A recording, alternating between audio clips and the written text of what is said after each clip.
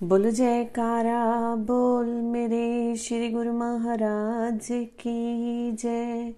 बोलो परमहंस दयाल जी की जय। श्री परमहंस अद्वैत मत दिव्य ज्योति श्री ग्रंथ पहली पातशाही जी का जीवन चरित्र पार्ट 4।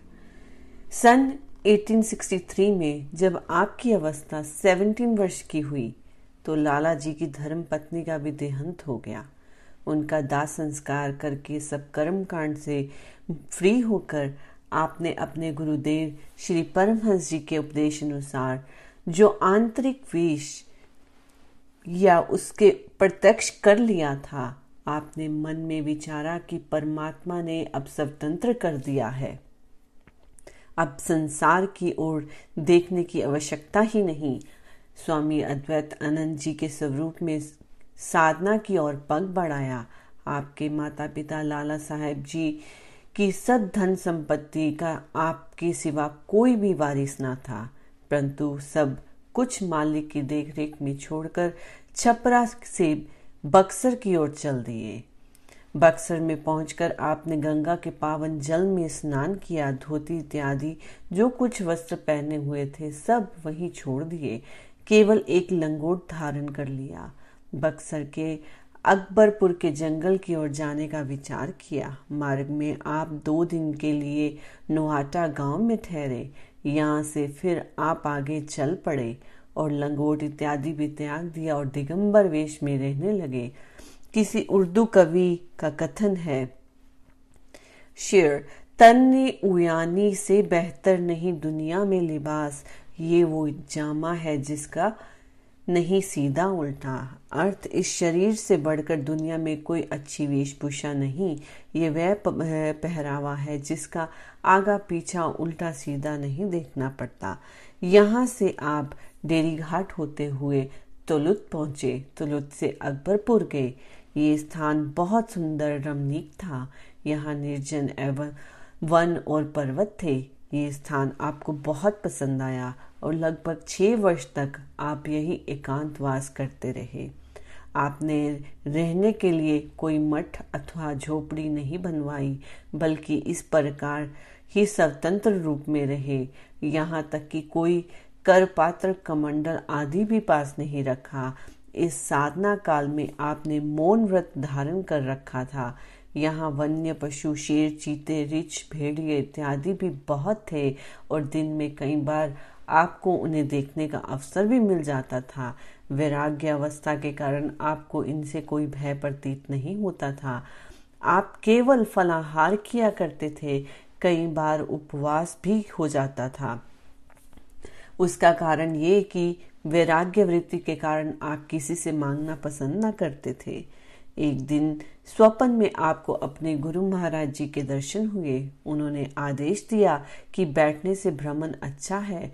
प्रातः होते ही आप वहां से चल दिए और चौगाई नवा नगर और अवडेरी घाट होते हुए डुमराव में निवास किया। यहाँ आपने भोजपत्र की कोपिन धारण कर ली और लगभग 2-3 मास तक यही रहे।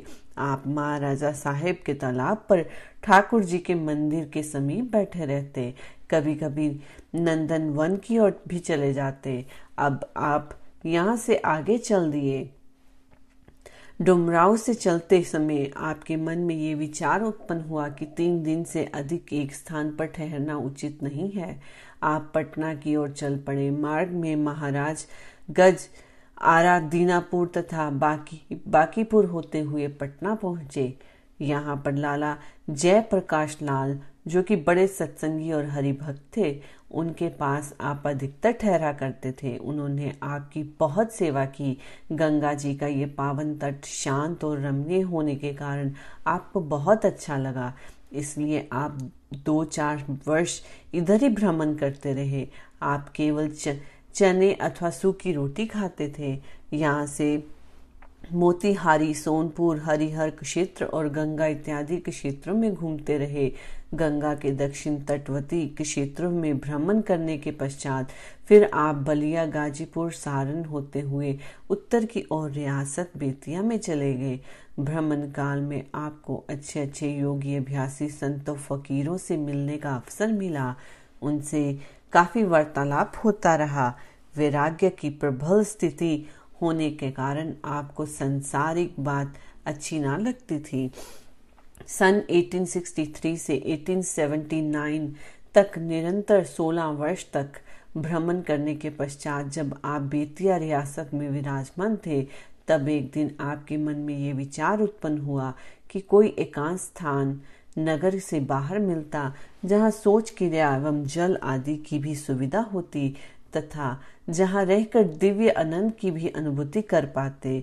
इन विचारों के उत्तर में श्री सतगुरु जी की ओर से आपको अंदरूनी तौर से आदेश हुआ कि अब आप काठियावाड़ द्वारका जी की ओर भ्रमण करो। ये आदेश पाकर आप वहां से अयोध्या की ओर चल पड़े। इस प्रकार पैदल भ्रमण करते करते मथुरा जी पहुंचे। यहाँ पर आपको एक महापुरुष के दर्शन हुए जो कि आपको बड़े प्यार से मिले और कहने लगे, परमहंस राम याद आओ मिलो। उनको मिलने से आपको हार्दिक प्रसन्नता हुई क्योंकि वह भी पूर्ण पुरुष प्रतीत होते थे। अपने अनुरूप पथ पर चलने वाले महापुरुष से मिलकर आप अत्यंत प्रसन्न हुए। ऐसी अवस्था में आपको ब्रज भूमि अर्थात नंदगांव, गोकुल, मथुरा, वृंदावन की सैर बहुत अच्छी लगी। आप कई महीने यहाँ विराजमान रहे। मथुरा से आप पैदल ही जयपुर पहुंचे। यहाँ कुछ दिन निवास करके आप सांबर चले गए। सांबर से देववानी, अजमेर, पुष्कर जी आदि तीर्थ स्थलों की यात्रा की। फिर आपको उस ब्रज वाले महापुरुष से मिलने की इच्छा हुई। आप मथुरा जी लौट आए। मथुरा जी में आपने उस महापुरुष के स्वाभाविक की खोज की, परंतु उनका कोई पता न चला। एक दिन आप उनकी मौत से विचार में कालीदह के समीप सो गए तो स्वप्न में उनके दर्शन हुए। उन्होंने फरमाया, मुझको क्यों ढूंढते फिरते हो? अपने आप को देखो, क्या मैं और तुम अलग अलग हैं? इसके पश्चात फिर वह महापुरुष अंदर ध्यान हो गए। ऐसी दिव्य अवस्था में आपको ब्रज का भ्रमण बहुत अच्छा लगता था। भक्ति भाव और प्रेम से छाती भर आती थी। आप अपना ही बनाया हुआ ये भजन अधिकतर गाते थे। भजन। करूं मैं भक्ति श्रृंगार, नाथ महारानी होइए। करूं मैं भक्ति श्रृंगार, सत्य के सिंधूर इगुर, सुकृत मंदिरा काजल दयो। मांगती का त्रिकुटी लो, लागे दर्शन हर जी के पाइयो। बाजूबंद ज्ञान दृढ़ तिलरी, नथिया बुद्ध चमकइयो। मन कर बिंदी संतोष की चूड़ी, पिए हिए हर क्षण रहियो। दया के कंगन अकरोत पछली, धर्म की हसली पहनाइयो। कनक फूल अनहद बाजत, बिसर विषे झोलाइयो। सार सूरत की अंगिया साज के, सुमिति के साड़ी ओढ़ियो। सहज समाधि बुद्धि चित लहंगा, पल में पियो को रिझाइयो। राम याद प्यारी पिया हो के, सोती माया तम कहियो। सुहागिन हो के पिया के रिझाई, रजतम मैल धुरइयो। करूं मैं भक्ति श्रृंगार, नाथ महारानी होइयो। अर्थात जो भक्ति का एक मुख्य अंग है, इस भाव के अभिभूत जीवात्मा सर्वश्रेष्ठ परमात्मा को अपना प्रियतम और स्वयं को परमात्मा की प्रेयसी के रूप में देखती है तथा जिस प्रकार प्रेयसी अपने पिया को रिझाने के लिए श्रृंगार करती है, उसी प्रकार ही अनुरागी आत्मा भी प्रीतम की प्रसन्नता प्राप्ति हेतु सद्गुणों के दिव्य आभूषणों को धारण करके अपना श्रृंगार करती है। इसे भक्ति श्रृंगार कहते हैं। जैसा कि ऊपर भजन में दिया गया है कि हे प्रभु प्रियतम, हे नाथ, मेरी ये उत्कट अभिलाषा है कि मैं भक्ति श्रृंगार करके आपकी महारानी बनने का सौभाग्य प्राप्त करूं। मैं सत्य का इगुरु अथवा सिंदूर लगाऊं और शुभ कर्म रूपी सिंदूर काजल नेत्रों में लगाऊं। त्रिकुटी स्थान में मेरी सुरती एकाग्र होकर ठहरे, यही मेरी मांग का टीका हो। इस प्रकार नित्य प्रति मैं अपने प्रभु के दर्शन पाऊं। ज्ञान ही मेरा बाजूबंद हो, जिसमें कर्तव्य ज्ञान, अनुभव ज्ञान और शुद्ध परम तत्व ज्ञानी रूपी 3 लड़ियों हो। शुद्ध बुद्धि रूप चमकीली नथ धारण करूं, माथे पर मन रूपी बिंदिया हो, अर्थात तीसरे तिल में मन एकाग्र होकर स्थिर रहे।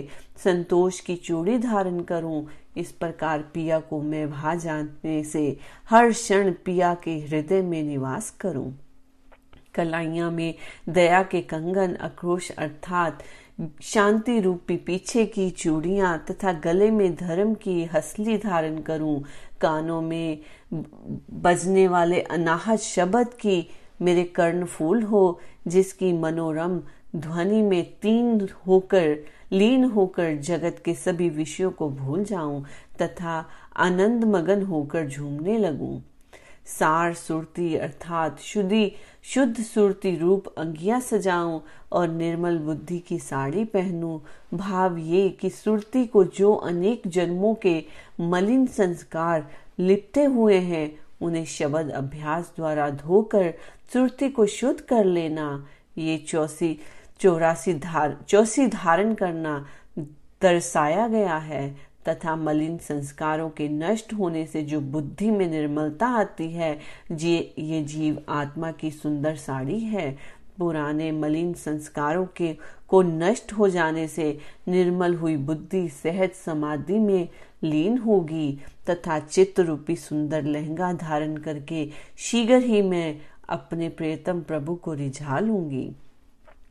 श्री राम या श्री परमहंस दयाल जी महाराज प्रथम